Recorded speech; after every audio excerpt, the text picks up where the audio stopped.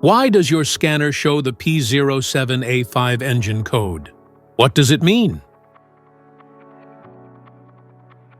P07A5 is a diagnostic trouble code for transmission friction element B stuck on.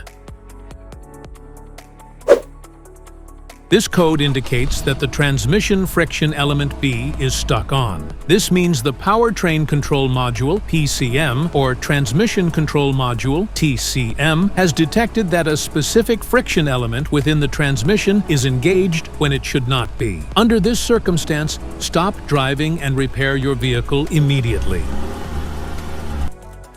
So, what causes this imbalance? Here are the most common culprits. This error can be caused by these possible faults in your vehicle. Faulty friction element. Internal transmission failure. Faulty transmission pump. Faulty transmission control module. Engine control module. Wiring and connector issues. Brake stuck on. Each DTC code corresponds to a specific issue in your vehicle.